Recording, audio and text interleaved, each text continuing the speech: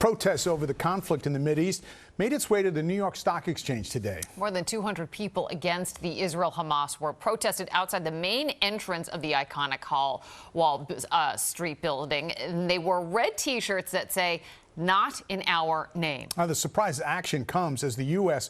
deployed troops to Israel to operate an advanced missile defense system. Eyewitness News reporter NJ Burkett live in Lower Manhattan with the very latest. NJ. You're right, Dave. Demonstrators here today said they believe that the U.S. is an accomplice to what's going on in Gaza. Yes, many of them were Jewish, but they are adamant, do not wage war in Gaza in our name. They're demanding that the U.S. pull the plug on military aid to Israel. Their voices echoed through Lower Manhattan.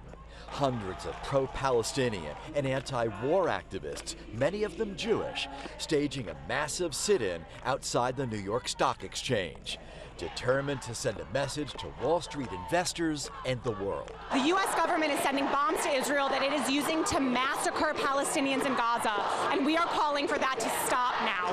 Beth Miller is the political director of Jewish Voice for Peace and helped organize the protest. There are weapons manufacturers companies here on Wall Street whose profits are skyrocketing because of this war, because of this genocide. Demonstrators flooded Broad Street, scores of them sitting on the pavement inside the secure perimeter of the stock exchange. They were arrested one by one after they refused to move. Many insisted on being carried away by members of the NYPD's Strategic Response Group. Others chained themselves to the gates outside.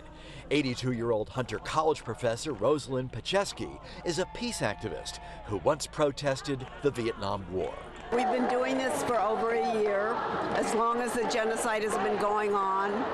We have to make known that we will not stand by silently, especially we who are Jews. Many demonstrators used the word genocide to describe the Israeli military's response to the October 7th attacks.